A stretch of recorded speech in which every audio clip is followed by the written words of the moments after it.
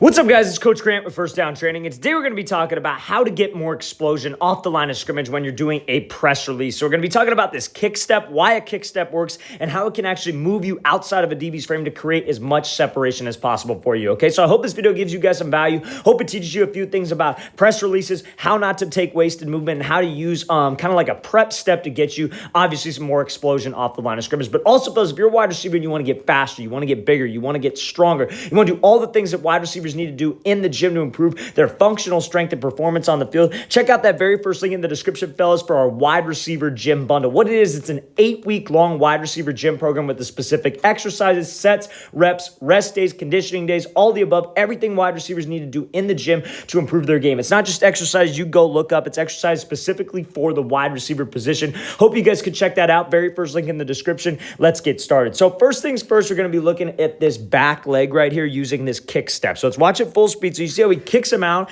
and it's able to shoot him outside this DB's frame to where he can accelerate and actually run this slant. So let's talk about that. Now, a lot of people will consider that a false step, right? A lot of people will say like, oh, you don't want to take any wasted motion with that front leg or with this front leg or with this back leg. You just want to slide to the outside. Now, the problem with that is that there's not really much explosion. Now, me personally, with my guys, if they ask me which one I prefer you to pick up your front foot and give like just like a little almost, a lot of people would call it a false step, but it's not a false step. It's like a prep step. It's like a power step where you just pick this front foot up and step in place, but the goal of it is to push you out wide. But the back leg really accomplishes the same thing. Reason why I prefer the front leg is sometimes if you use this kick step and a guy were to get hands on you, you could be off balance. But if you're quick enough with it, you shouldn't even be able to tell. If you're not paying attention to it, it should be a quick enough move to where you can't even tell. But you see how he takes this step behind. That's just really for balance, but also he's using this step right here to be able to push. That step that kicks you behind, it allows you to actually throw your hip and step out wide. Now, why is that important? Why is it important that you throw out wide? Why is it important that you get to here? Why wouldn't you just make this move right here? Because obviously the goal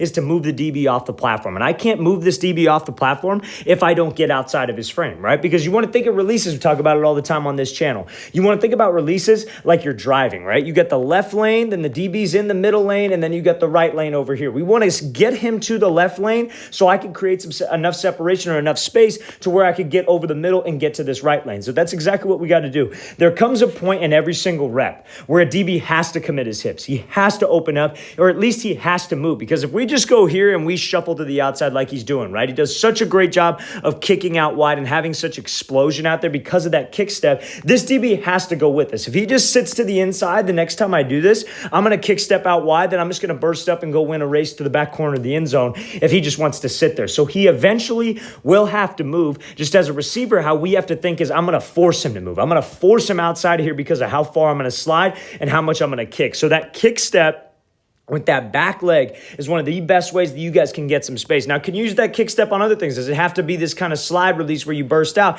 You could use this kick step and just step one time to the outside and do a wide step. So you just kick, and then you just take one step with this leg, and then you break back to the inside, or you take an inside release and push up vertical if it's a quicker route. This is a little bit more patient of a release, so obviously we're working a situation where it's like the third read, or maybe it's off of a play action, whatever it might be. But that kick step is a great way for you guys to have balance off the line of scrimmage, to really shoot you out wide outside of DB's frame, and to create more explosion. Let's watch this thing full speed again one more time. Great example of what to do and how you guys can get wide outside of a DB. Let's watch it full speed. So he kicks behind, make sure we shoot outside, and then we can work whatever we want pretty much with that DB if we get outside of his frame. You got to threaten him outside to be able to break back inside.